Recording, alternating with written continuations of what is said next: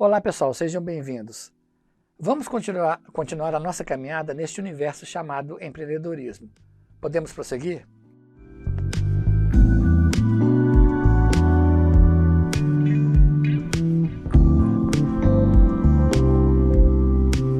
Então vamos lá. Este é mais um capítulo do nosso curso e tem como objetivo construir, de forma simples e fácil, uma linha evolutiva de como o empreendedorismo se desenvolveu ao longo do tempo, observando os impactos e os efeitos na sociedade humana.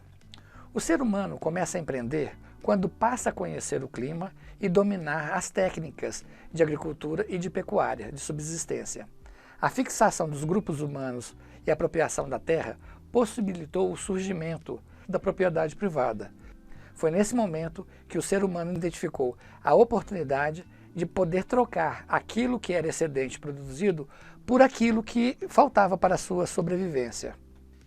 Mesmo que a ideia de empreendedorismo não tenha sido formulada naquele instante, pois estou falando aqui das épocas remotas, da época que o homem começou a sair da idade da pedra para chegar nesse momento.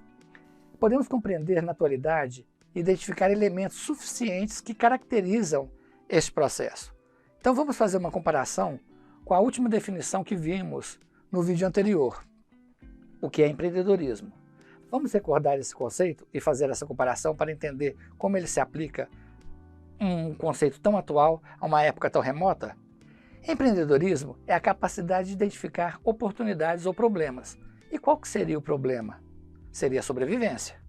De desenvolver soluções adequadas. Quais seriam essas soluções? Plantar. Investir recursos. Quais recursos? Os alimentos acumulados. Na criação de algo que contribuía de forma inovadora e positiva para as pessoas. E qual seria essa contribuição? Poder trocar o excedente por aquilo que me faltava. Viram como uma definição atual se aplica a fatos ocorridos num passado tão distante? É interessante, não é? Muito bem. Estamos apenas no início de uma longa caminhada. Vamos seguir? Agora vamos ver as civilizações antigas. Podemos citar entre tantas os egípcios, os gregos e romanos. Podemos observar um ponto comum entre elas, a existência de uma visão empreendedora. A visão empreendedora das civilizações antigas está diretamente relacionada ao fato que o trabalho era centralizado e voltado à construção das cidades, de palácios, monumentos, edifícios públicos e templos, e também, em especial, as questões relacionadas à manutenção do domínio do poder do império.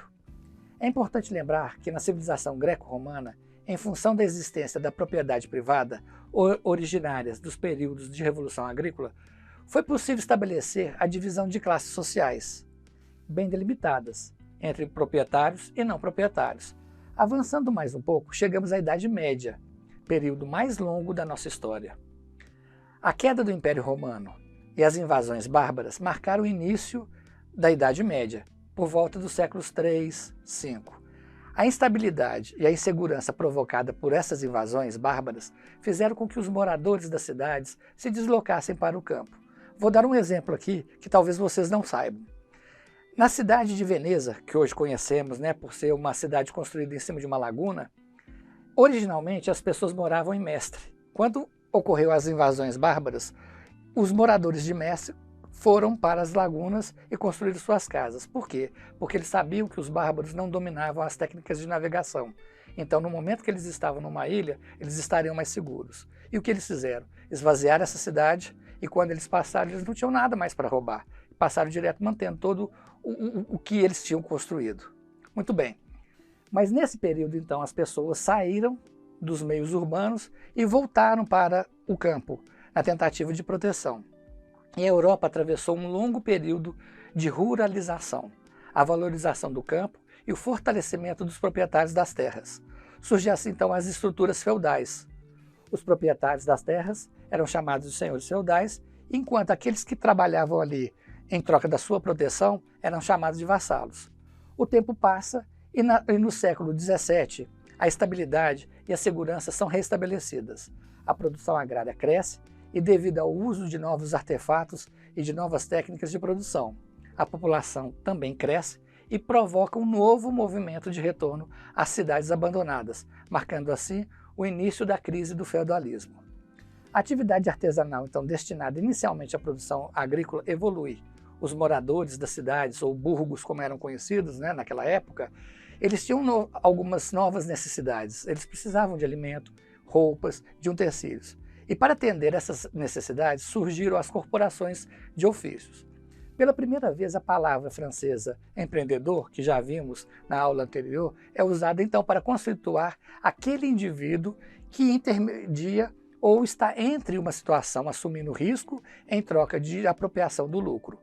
O crescimento urbano influenciou também o renascimento comercial. O crescimento das atividades mercantis implicou na ampliação e na circulação de mercadorias provenientes do Oriente.